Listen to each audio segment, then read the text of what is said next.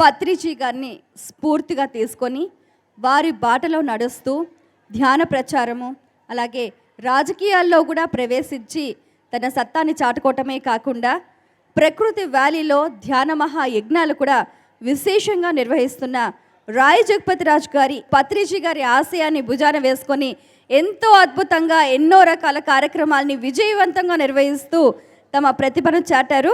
మరి భీమ్నేని వంశీకిరణ్ గారిని పత్రిజీ ధ్యాన మహాయాగం ఈ వేదికను అలంకరించవలసిందిగా సవినయంగా కోరుతున్నాం. Please welcome sir. మీ అందరి కరతాళ ధ్వనుల మధ్య స్వాగతం పలుకుతున్నాం. అలాగే ధ్యానరత్న శ్రీ రాయ్ జగపతి రాజు గారిని వేదికను అలంకరించవలసిందిగా కోరుతున్నాం. మీ అందరి కరతాళ ధ్వనుల మధ్య స్వాగతం పలుకుతున్నాం. యుఎస్ఏ నుంచి అనిరుధ గారు ఇక్కడ ఈ ప్రాంగణానికి విచ్చేశారు. వారికి ఈ వేదిక తరఫున సాదర స్వాగతం పలుకుతున్నాం. అందరికీ నమస్కారం. ఎలా ఉంది పత్రిజీ ధ్యాన మహాయాగం? ఇన్నున్నాయి కదా, ప్రపంచంలో ఎన్నో మార్గాలు ఉన్నాయి, ఎంతోమంది గురువులు ఉన్నారు, ఎంతోమంది అన్నీ చెప్పారు. పిరమిడ్ స్పిరిచువల్ సొసైటీస్ యొక్క ఆవశ్యకత ఏంటి, ఇన్నున్న ప్రత్యేకంగా దీని ప్రత్యేకత ఏంటి అంటే పత్రిజీనే చెప్పారు. ఎలాగైతే తుమ్మెద అన్ని పుష్పాల నుంచి మకరందాన్ని స్వీకరిస్తుందో, అలాగే భూమి మీద అవతరించిన మహనీయులు, అలాగే జీవిస్తున్న అందరి యొక్క అనుభవాలు, ప్రతి గడ్డి పువ్వులోనూ ఎంతో కొంత మకరందం ఉన్నట్టు ప్రతి మనిషిలోని ఎంతో కొంత జ్ఞాన మకరందం ఉంటుంది. అందరిలో ఆ మకరందాన్ని తీసుకోవడమే పిరమిడ్ స్పిరిచువల్ సొసైటీ చేసేది. ప్రతి వ్యక్తి నుంచి నేర్చుకోవాలి, ప్రతి జీవి నుంచి నేర్చుకోవాలి. అలాగే ముఖ్యంగా మనందరం ఒక గొప్ప బాధ్యతని తీసుకున్నాం. పిరమిడ్ స్పిరిచువల్ సొసైటీస్ మిగిలిన ఆధ్యాత్మిక సంస్థల్లాగా సంఖ్యని పెంచుకోవడానికి పనిచేయడం లేదు. దీని యొక్క ముఖ్య ఉద్దేశం, పత్రిజీ యొక్క కళ, మన అందరి యొక్క బాధ్యత ఈ భూమి మీద ఏడుపు లేకుండా చేయడం. ఎవరు ఏడవడానికి వీరలేదు. ఈ భూమి మీద దుఃఖం లేకుండా చేయాలి. ఏమిస్తామో దాన్నే పొందుతాం. వాటిని ఏడిపిస్తున్నాం కాబట్టే ఈవేళ మాస్కులు మళ్ళీ పెట్టుకునే పరిస్థితి వచ్చింది. ఈ బాధ్యతని మనందరం తీసుకున్నాం కాబట్టే ఈవేళ యావత్ పిరమిడ్ మాస్టర్లు ఈ భూమి మీద ఏ జీవి ఆడకుండా ఉండడం కోసం మహా ఉద్యమాలను చేస్తున్నారు. అలాంటి ఉద్యమాన్ని మరింత విస్తృతంగా చేయడం కోసమే స్ఫూర్తితో మనం ప్రయాణం చేద్దామని మీ అందరినీ కోరతా, ఇచ్చేసిన అందరికీ మరొకసారి ప్రణామాలు అర్పిస్తా. పత్రిజీ శక్తిస్థల్ ఇక్కడ ఉంది. కట్టాల్ కైలాసపురి మనందరి యొక్క అత్యంత ఇంపార్టెంట్ పాయింట్. ఇది హెడ్ క్వార్టర్. ఎలాగైతే మక్కా, జెరూసలేం ఎలాగైతే పవిత్ర స్థలాల్లో, అలాగే పిరమిడ్ మాస్టర్లుగా గొప్ప పవిత్ర క్షేత్రం ఈ కైలాసపురిలో ఉంది. మరి భాస్కర్ రెడ్డి గారు, చైర్మన్ గారు ఎంతో అద్భుతంగా మనందరికీ ట్రస్ట్ వారు ఎన్నో ఏర్పాట్లు చేశారు. మనందరి బాధ్యత ఏంటంటే ఈ శక్తిస్థల్ నిర్మాణాన్ని మళ్ళీ ధ్యాన మహాయాగానికి అద్భుతంగా తయారు చేసుకోవాలి. మీ అందరికీ విజ్ఞప్తి, ఈ శక్తిస్థల్ పత్రిజీ శక్తిస్థల్ నభూతో నభవిష్యత్ రీతిలో భారతదేశం ఈ శక్తిస్థలను సందర్శించడం కోసం ప్రపంచ దేశాల నుంచి రావాలి. అలాగా తీర్చిదిద్దుకునే ఆ కంకణం మనందరం తీసుకుందామని మీ అందరినీ విజ్ఞప్తి చేస్తా. మీ అందరినీ కలిసే భాగ్యం లభించినందుకు మరొకసారి మీ అందరికీ అభినందనలు, కృతజ్ఞతలు తెలియజేసుకుంటా. Thank you very much. Thank you. Rai Jagapathi Raju గారికి ఒకసారి గట్టిగా చప్పట్లు కొడదాం. ఈరోజు అనుకోకుండా యుఎస్ఏ నుంచి మా సద్గురు స్పిరిచువల్ మూమెంట్ని రన్ చేస్తున్న మాస్టర్ అనిరుధ గారు కూడా వచ్చారు. వారిని కూడా వేదిక మీదకి ఆహ్వానించడం అయింది. వారికి కూడా చప్పట్లు కొడదాం. మొన్న పిఎస్ఎస్ఎం గ్లోబల్కి మన సద్గురు తరపున హెల్ప్ చేయాలని చెప్పి ఫోన్ చేయగానే మరి వాళ్ళ టీంతో పిఎస్ఎస్ఎం గ్లోబల్ కార్యక్రమానికి మెయిన్ ప్రధాన లీడింగ్ తీసుకొని చాలా సర్వీస్ చేశారు. వాళ్ళందరికీ భోజనాలు, వసతి సౌకర్యాలు అన్నీ ఏర్పాట్లు చేసి చక్కగా చేశారు. వారి బృందానికి మనం ధన్యవాదాలు చెప్దాం. Thank you very much. మరి ఈరోజు మీకు ఇంకొక ఇన్విటేషన్ ఉంది. రాయ్ జగపతి రాజు గారు తరపున నేను చెప్తున్నా. వైజాగ్ ప్రోగ్రాం అద్భుతంగా ఉంటుంది. ప్రకృతి వ్యాలీలో ఫిబ్రవరి 2వ తారీఖు నుంచి 11 దాకా అద్భుతమైన కార్యక్రమం. ఇదే మీ అందరికీ ఆహ్వానం. ఫిబ్రవరి 2వ తారీఖు నుంచి చాలా అద్భుతంగా జరుగుతుంది. పిఎస్ఎస్ఎంలో ఉన్న అనేక ప్లేసుల్లో దానికి ఒక ప్రత్యేకత ఉంది. వాటర్ ఫాల్స్, తర్వాత వాగులు, అది ఒక అద్భుత లోకం. అక్కడ చలిలో వణకడానికి ఎన్నో వేలు ఖర్చు పెట్టుకొని ఎంతో దూరం నుంచి వస్తారు. పక్కనే లంబసింగి, ఆ చలిలో అందరూ గడపడానికి వస్తారు. మనం ఇదైతే పూర్తి శాకాహార గ్రామం. ఆ లంబసింగి అయితే అక్కడ మీకు బ్యాంబూ చికెన్ ఇవన్నీ దరిద్రం ఉంటాయి. పూర్తి శాకాహార గ్రామం తయారు చేశారు రాయచపతిరాజు గారు. మీరందరూ దానికి రావాల్సింది కోరుచున్నాను. ఆ అద్భుత కార్యక్రమాన్ని మనం వీక్షిద్దాం.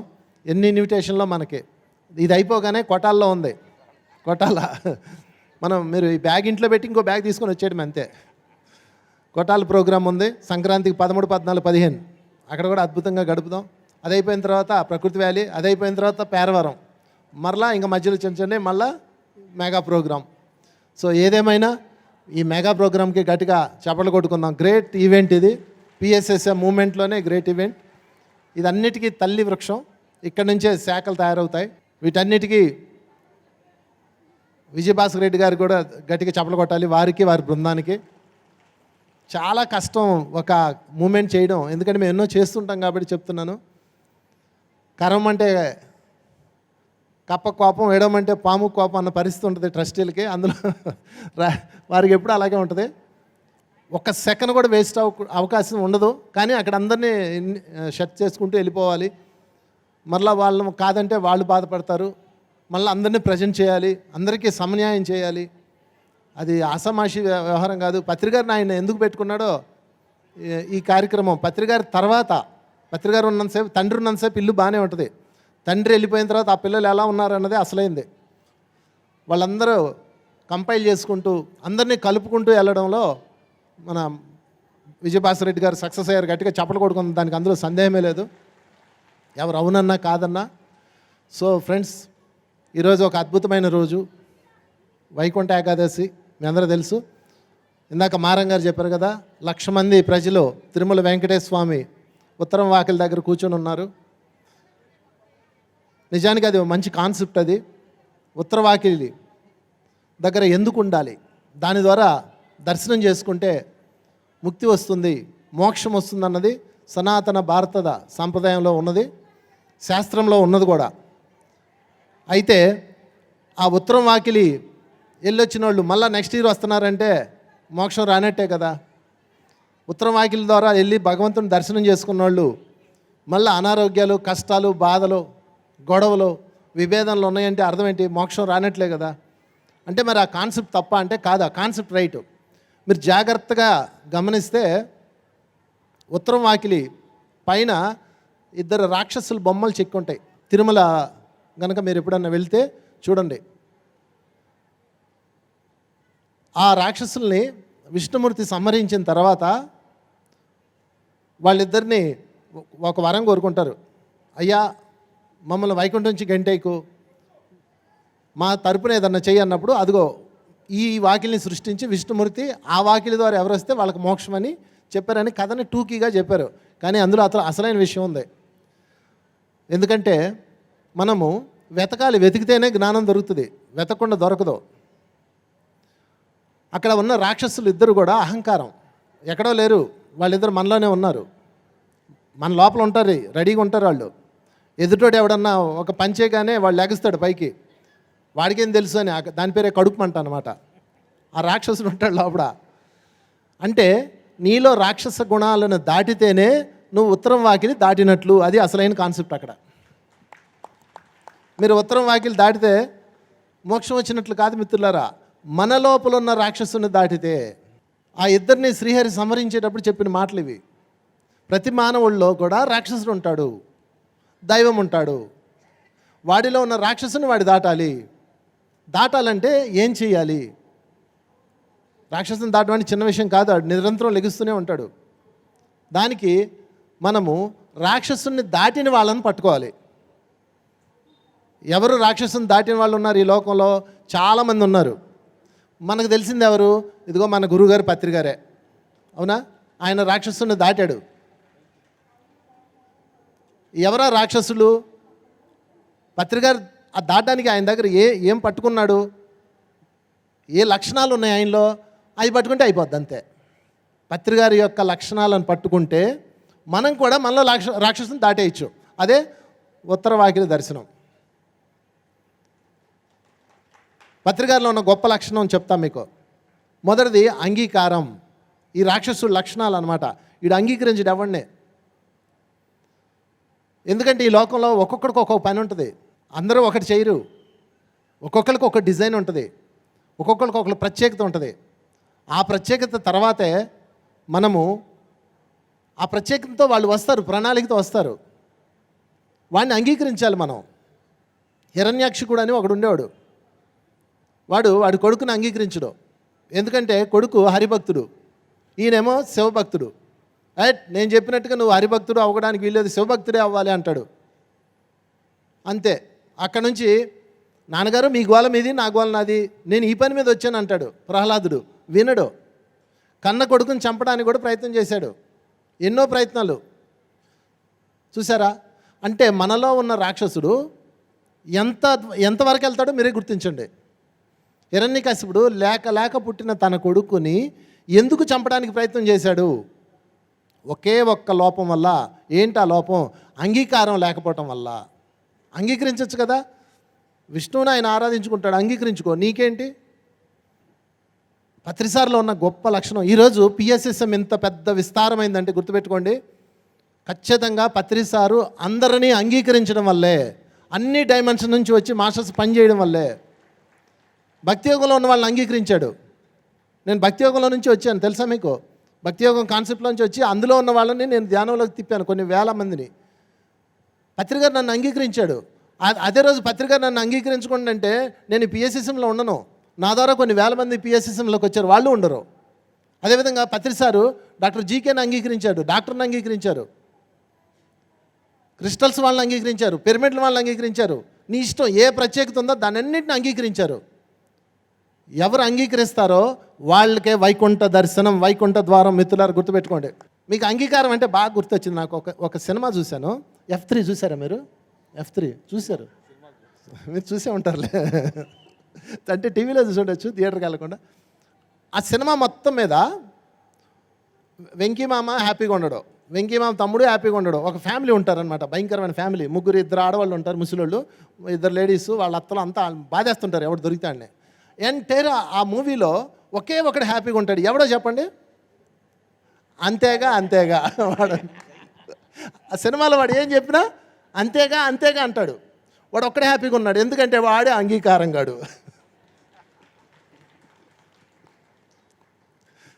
మీరు బాగా గమనించండి, సమాజంలో ఏం జరుగుతుందో.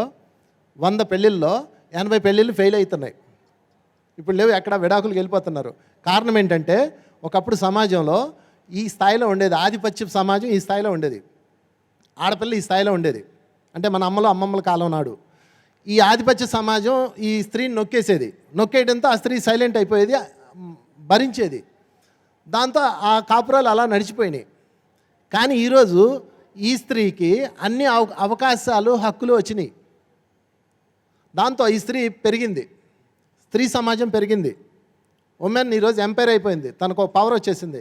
ఫైనాన్షియల్, సోషల్, ఉద్యోగం ఉంది, అన్నీ మాట్లాడితే ఏది కావాలంటే అది ఉంది, తనకి ఈ ప్రపంచం అన్నీ ఇస్తుంది. అంటే తను ఈ స్థాయికి వెళ్ళిపోయింది. ఇప్పుడు ఏం జరుగుతుంది అంటే ఈ అంగీకరించలేని సమాజం ఎప్పుడైతే యాజ్ ఇట్ ఈస్గా ఉందో దాంతో వాళ్ళకి మధ్య ఈగోస్ వస్తున్నాయి. ఇప్పుడు కాపురాలు నిలబడాలంటే ఒకే ఒక్క దారి, మీరందరూ అంతేగా అయిపోండి. నేనైతే అంతేగానే నా భార్యకి అప్పచెప్పేసా. ఉమెన్ ఎంపైర్ అప్పుడు మనకెందుకు ఈ పని, చక్కగా ఆమె చూసుకుంటుంది. నన్ను అడిగితే ఉమెనే బాగా చూసుకుంటుంది జంట కన్నా. అందుకనే పిఎస్ఎస్ పత్రికారు కూడా అంగీకారమే. మహిళా ధ్యానమా చక్రం పెట్టారు పత్రికారు.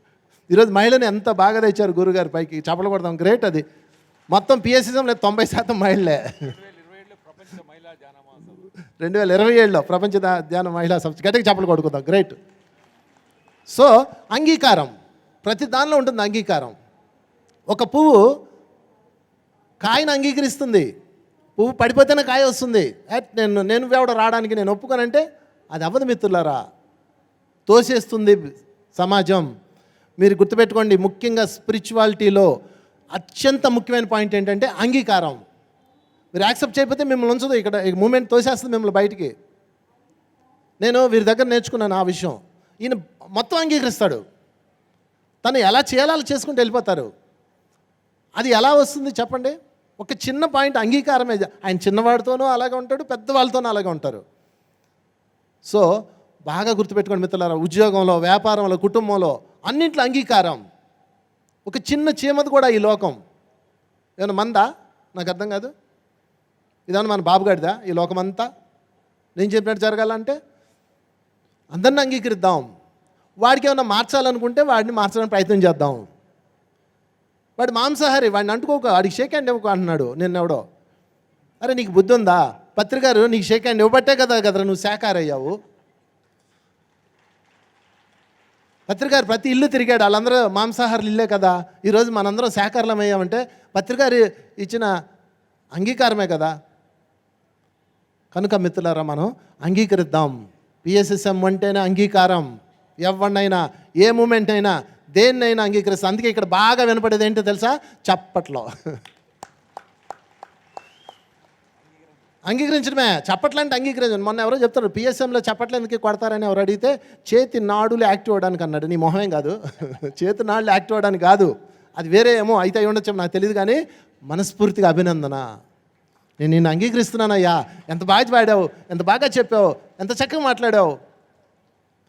నాకు శ్రీశైలంలో ధ్యాన యజ్ఞాలు జరిగే టైంలో, అది ఏ సంవత్సరం గుర్తులేదు, 2009, ఎస్, ఒక స్వామీజీ వచ్చారు.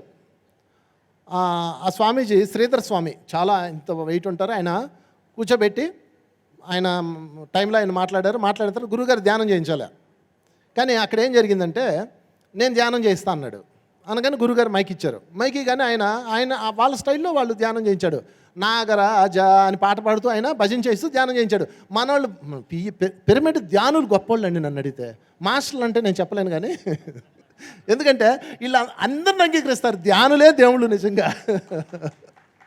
ఎవరినైనా ఆయన పాడుతున్నారు, మనవాళ్ళు ఇలా ఊగుతూ ధ్యానం చేస్తున్నారు. ఆయన ఇంకా రిచ్చిపోయాడు, ఎందుకంటే ఇంతమంది ఊగడం ఆయన ఎప్పుడు చూడాల.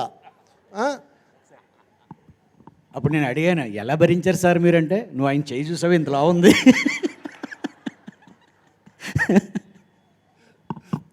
గురుగారు ఇలా కూర్చొని ఆయన ఇలా చూస్తున్నారు. అంటే గురుగారు సరదాగా మాట అన్నారు, కానీ ఆ పాయింట్ ఏంటంటే గురువుగారు అంగీకారం. ఆ రోజు గురువుగారు ఆయన అంగీకరించబట్టి ఆయన భక్తులు ఎంతోమంది వచ్చారు అక్కడ, వాళ్ళందరూ ధ్యానం చేశారు, వాళ్ళందరూ శాఖాహారులు అయ్యారు. అది అంగీకారం యొక్క రహస్యం. మిత్రులారా గుర్తుపెట్టుకోండి, మీరు ధ్యానం పిఎస్ఎస్ఎం యొక్క టార్గెట్ ఏంటంటే శాఖాహారం. ఈ జీవహింస మానాలి. మీరు ఏ దుకాణం అని పెట్టుకోండి, నేనైతే ఎన్ని దుకాణాలు పెడతాను, నేను బోల్డ్ సినిమాలు వేస్తాను, గీతం అంటాను, సాయిబాబా అంటాను, అన్నమయ్య అంటాను, ఏవేవో వేస్తాం మేము, కళలు అంటాం. ఫైనల్ కాన్సెప్ట్ ఒకటే, వాడు ఎన్లైటన్మెంట్ అవ్వాలి. అలాగా ఈ విశ్వంలో, ఎందుకంటే ఒక్కొక్కరికి ఒక టాలెంట్ ఉంటుంది, అది విచిత్రం. పిఎస్ఎస్ఎంలో ఉన్న మాస్టర్స్ అందరూ కూడా ఎంతమంది ఉన్నారు ఇప్పుడు లెక్కలేము, అందరిది కూడా ఒక్కొక్క డిఫరెంట్ యాంగిల్స్. గురుగారు ఏ ప్లానెట్లోంచి ఎరుకొచ్చాడో తెలియదు, కానీ ఒక్కొక్కరిది ఒక్కొక్క డిఫరెంట్. వాళ్ళందరూ వాళ్ళ యొక్క శక్తి ఓపెన్ చేయాలంటే ఒక్క పని చేయాలి, వాళ్ళని అభినందించండి అంతే. వీలైతే సహకరించండి, చెడగొట్టకండి. కానీ ఒక విషయం చెప్తున్నా మనస్ఫూర్తిగా మిత్రులారా, ఎవడైతే చెడగొట్టాడో, ఎవడైతే అంగీకరించలేదో వాడి డొక్క చీల్చబడుతుంది హిరణ్యకశిపుడిలాగా. చేతనైతే సాయం చేయండి, లేకపోతే నచ్చకపోతే దూరంగా ఉండండి. రెండు ఆప్షన్ లేడా. నచ్చిందా సహాయం చేయండి, నచ్చలేదా దూరంగా ఉండండి. ఏమో విశ్వం ఆయనకి ఏం పని ఇచ్చిందో. ఈ రాజేపతిరాజు చిన్న విషయం కాదు, 500 పిరమిడ్ ప్లాన్ చేశారు. గురువుగారు టెంకాయ కొట్టారు.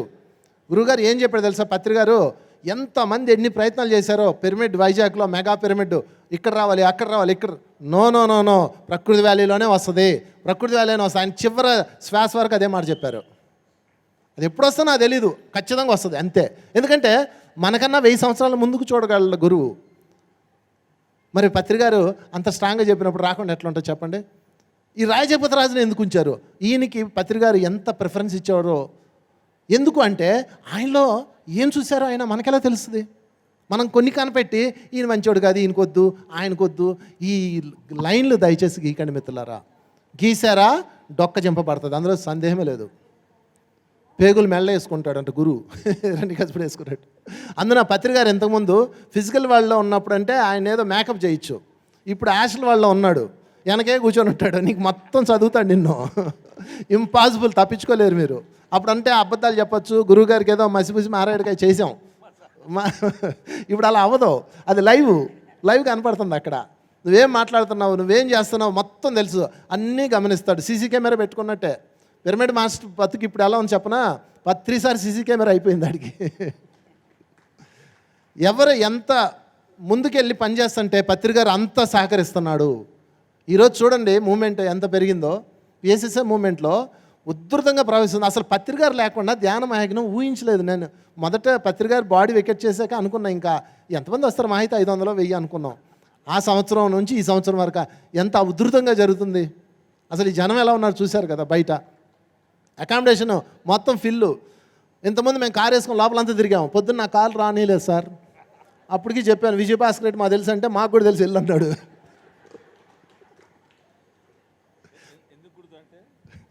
మీరు కైలాసపురికి రెగ్యులర్ వచ్చి క్లాసులు పెడితే అందరు గుర్తుపడతారు. మీరు సంవత్సరానికి ఒకసారి వస్తారు కాబట్టి గుర్తుపడతలేరు. కాదు ఆయన కారు వచ్చి ఆపేస్తాం అన్నాడు. అది నేను మీకు చెప్పలా. అంత రష్ ఉంది లోపల. సో ఇంత మెగా హిట్ అవ్వడానికి కారణం ఏంటి అంటే అంగీకారం. సో ఇది మధు కైబటుల యొక్క రహస్యం. ఆ రాక్షసులు ఇద్దరు పేరు అనమాట. వాళ్ళిద్దరిని శ్రీహరి గుర్తుగా ఎందుకు పెట్టాడంటే, ఎర్త్ మీద మీరు మీ లోపల రాక్షసుని సంహరిస్తే తక్షణం మీ ముందు ఉత్తర ద్వారం అన్న టైం లైన్ ఓపెన్ అవుతుంది. ఆ టైం లైన్లో నుంచి మీరు వైకుంఠానికి ప్రవేశించవచ్చు అని చెప్పడానికి సింబాలిక్గా ఉత్తర ద్వారం కాన్సెప్ట్ వచ్చింది. అది ఉత్తర ద్వారం యొక్క రహస్యం. ఈరోజు మనం ఆ రాక్షసులు మనలోనే ఉన్నారు, మళ్ళీ వాళ్ళు ఎక్కడో పైలోకంలో ఉన్నారు, దుర్మార్గులు అనుకోకండి. వాళ్ళని వీడు మళ్ళీ లేస్తూనే ఉంటాడు. ఇదిగో నాకు విజయభాస్కర్ రెడ్డిని చూడగానే కథ జల్సీ వస్తుంది. ఈయన ఇంత ఉన్నాడు కరెక్ట్గా, నాకు ఇడోకి వస్తారు కరెక్ట్గా సార్. ఎలా మేనేజ్ చేస్తున్నాడు ఈయన, ఒక జల్సీ వస్తారు. అప్పుడు వెంటనే ఆడే రాక్షసుడు అనమాట. ఒరే ఆయన అభినందించారా అంట నేను ఆ రాక్షసుతో, వెంటనే ఆడికి ఎందుకు వెళ్ళిపోతాడు. చూసారా, ఆ రాక్షసుని ఖచ్చితంగా ఉంటాడు లోపల, వాడేం వదలడు మీకు. అంటే ధ్యానం చేసాం ఇంక వెళ్ళిపోయాడు అనుకున్నారు, వాడు ఎప్పుడు ఉంటాడు, ఎక్కడూ ఉంటాడు. వాడు వైకుంఠం వెళ్ళని ఉంటాడు లోపల. వాడిని ఎప్పటికప్పుడు తొక్కుతుండాలి మనమే. తొక్కాలంటే దానికి ఒక్కటే, అభినందించండి, అంగీకరించండి, ప్రోత్సహించండి, సహకరించండి. That's all. That is PSS moment. Thank you very much. మరొకసారి అందరికీ ధన్యవాదాలు. మరి అనిరుద్ధ మేడం 2 మాటలు మాట్లాడాలి. అందరికీ నా ఆత్మ ప్రణామాలు. అలాగే పత్రిజీ గారికి మరియు ఈ సభలో ఉన్న ప్రతి ఒక్కరికి కూడా నా ఆత్మ ప్రణామాలు. అయితే ఈరోజు సార్ అన్నట్టుగా ఇవాళ ఏకాదశే కాదు, మనకి ఇప్పుడు ఇది గోదాదేవి పాసరాల టైము. ఎంతమందికి తెలిసింది ధనుర్మాసం అని. సో ఈ ధనుర్మాసంలో చాలామంది ఒక వ్రతం చేస్తారు. ఎందుకంటే ఆ గోదాదేవి లక్ష్మీదేవి అంశగా జన్మించి మనకి 30 పాసురాలలో జ్ఞానం ఇచ్చింది. ఒక్కొక్క పాసురంలో ఒక్కొక్క జ్ఞానాన్ని మనకి ఇచ్చింది. అయితే ఆ పాసురాలు మీరు కరెక్ట్గా చదివితే మనకు పత్రిజా గారు చెప్పిన ప్రతి ఒక్క అంశం అందులో ఉంటుంది. ఎందుకంటే ఆవిడ ఈ కలియుగంలోనే జన్మించి మనకి జీవితాన్ని ఎలా జీవించాలి అన్నది నేర్పించింది చాలా ఈజీగా. ఆ 30 పాసురాలు 4 లైన్లు ఒక్కొక్క రోజు ఉంటుంది. అది చదివితే చాలంటుంది. మరి అందులో మీనింగ్స్ ఏముంటాయి? ఆవిడ ఏ రోజైతే స్టార్ట్ చేసిందో, అంటే ఒక మంచి పని మనం చెయ్యడానికి ఏ రోజు సంకల్పిస్తే అదే మంచి రోజు అని చెప్పింది ఆవిడ. అదే విష్ణువుకి ఇష్టమయ్యే రోజు అని చెప్తుంది. అలాగే ఒక వర్షాన్ని కురుమని చెప్తుంది. మేఘాలతో మంచిగా, అంటే ఒక ఉరుముతూ వర్షాన్ని కురుమంటుంది. దాని అర్థం ఏంటి అంటే చెట్లని బాగా తాగేలాగా భూమికి మంచి వాటర్ రావాలి అంటుంది. అంటే ఆ వర్షం వల్ల మనలో ఉన్న మాలిన్యాన్ని తీసేయమని అడుగుతోంది ఆవిడ. మనలో ఉంటాయి కదా అర్షద్వర్గాలు, కామ క్రోధ మదమాశ్చర్యాలు, అవన్నీ రిలీజ్ చెయ్యమని ఆ ప్రకృతిని అడుగుతోంది. అలాగే మనం చెట్లని జంతువులకి కాపాడాలంటోంది ఆ ఒక్క మాటలో, ఆ ఒక్క పాసురంలో. ఇలా మనకి ప్రతి పాసురంలో మనకి ఆవిడ చెప్తుంది. మూడోది ఏం చెప్తుందంటే, ఈ భగవంతుని దగ్గరికి వెళ్ళి అడగడానికి, అంటే పొందడానికి నేనే కాదు, ఊర్లో ఉన్న చెలికత్తలు, అంటే ఊర్లో ఉన్న ఫ్రెండ్స్ అందరినీ తీసుకొని వెళ్తుందన్నమాట. కొంతమంది రారు ఆవిడ పిలిస్తే. అయితే ఒక్కొక్క చెలికత్త దగ్గరికి వెళ్ళి తలుపు తట్టి లేపి మరీ తీసుకెళ్తుంది పొద్దున ఆ చలిలో. ఇప్పుడు చూడండి ఎంత చల్లగా ఉంటుంది. ఇప్పుడే ఇంత చల్లగా ఉందంటే ఆ కాలంలో ఎంత చల్లగా ఉండేది. ఆవిడ వెళ్ళి ప్రతి ఒక్క గోదాన్ని తలుపు తట్టి లేపి తీసుకెళ్తుంది. అంటే ఏంటి అర్థం? అంటే మనం చేసే పనిని 10 మందితో పంచుకోవాలి. అలాగే సత్సంగం ఎప్పుడైనా 10 మందిని పిలుచుకొని చెయ్యాలి అని ఆవిడ మనకు చెప్తుందన్నమాట. అలాగే ఒక్కొక్క పాశ్రంలో ఒక్కొక్కసారి ఒక్కొక్క లేపినప్పుడు అందులో ఒక్కొక్క జ్ఞానాన్ని ఇస్తుంది మనకి. అంటే అందులో ఆ జ్ఞానంలో ఎంతో డీపర్ మీనింగ్ ఉంటుందన్నమాట. ఒక పక్షులు కిలకిలమంటాయి అంటుంది. అలాగే ఇలా ఒక్కొక్కసారి చెప్పినప్పుడు మనకు ఆ జ్ఞానాన్ని మనం తీసుకున్నప్పుడు మనకు అర్థమవుతుంది, ఓ మనం జీవితాన్ని ఇలా జీవించాలా అని. అందులో ఇంకొకటి ఏంటి అంటే రోజు కూడా ఆవిడ మాల అల్లుతుంది. ఫాదర్ చెప్తాడు, నువ్వు మాల అల్లి రంగనాథునికి ఎయ్యు రోజు అని. అయితే ఆవిడ రోజు మాల అల్లుతూ ఉంటుంది. అల్లినాక ఆవిడ పొడుగు సరిగ్గా ఉందా, అది కరెక్ట్గా వచ్చిందా, రంగనాథుడు అందంగా ఉంటాడా అనడానికి తన మీద వేసుకొని చూస్తుంది. రోజు వేసి అద్దంలో చూసుకుంటుంది. అద్దం అప్పుడు లేదు కాబట్టి బావిలో చూసుకుంటుంది. ఎలా ఉంది ఈ మాల అంటే. మరి చాలామంది అంటారు, మనం అలా మాల వేసుకుని భగవంతుడికి వేస్తే అది తప్పు కదా, దాంట్లో దోషం వస్తుంది కదా అని.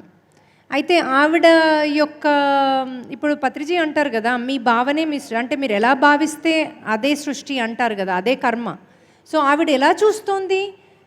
తనలో రంగనాథుని చూసుకుంటుంది. రంగనాథునికి ఇది వేస్తే ఎలా ఉంది అని చూస్తుంది, కానీ నేను అందంగా ఉన్నానా అని చూసుకోవట్లేదు తను.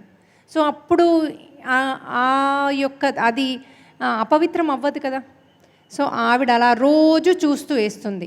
అయితే ఒకరోజు తండ్రి చూస్తాడు. అది చూసి అదేంటి ఈ తండ్రికి ఆ మాలలో వెంట్రుక వస్తుంది, ఇదేంటి మాలలో వెంట్రుక వచ్చింది అనేసి మర్నాడు చూస్తాడు కూతురు ఏం చేస్తుందని.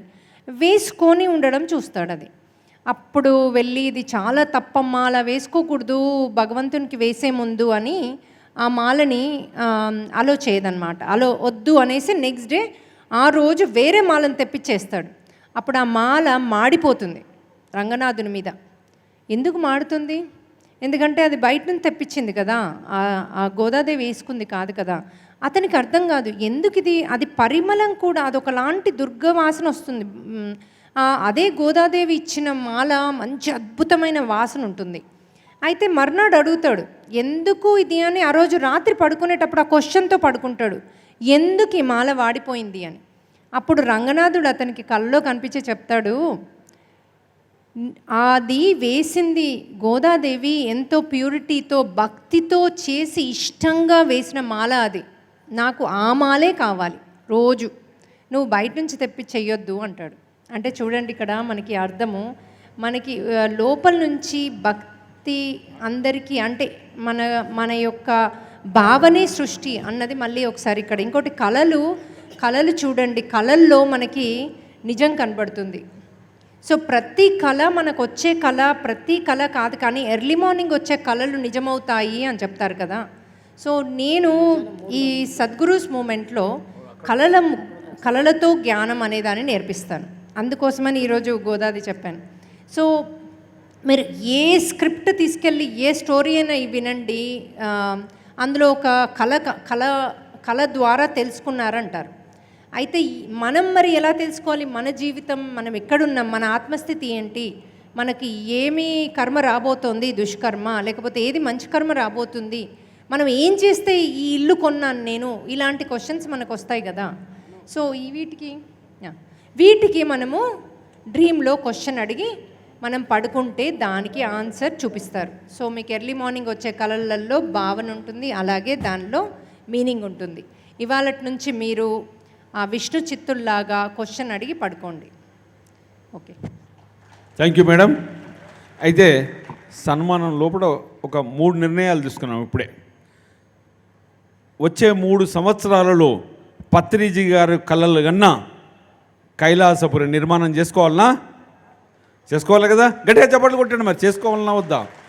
అయితే పత్రిజీ శక్తిస్థలాన్ని నిర్మాణం ఎంతో మేధావులతో సీనియర్ మాస్టర్స్తో కలిసి చేయాలి ఆ ప్రాజెక్ట్. కాబట్టి మన వంశీ గారు, జగపతిరాజు గారు, మేడం గారు కైలాసపురి శక్తిస్థల్కు చీఫ్ అడ్వైజర్స్గా కూడా తీసుకోవడం జరిగింది. గట్టిగా చప్పట్లతో గట్టిగా.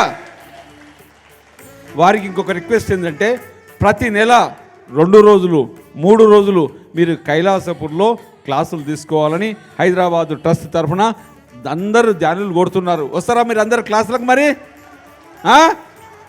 రైట్. కాబట్టి ఇదొక నిర్ణయం. అండ్ రండమ్మ. సో ఇంత అద్భుతమైన జ్ఞానాన్ని అందించిన వీరికి ఈ వేదిక తరఫున చిరు సత్కారం సాంగ్.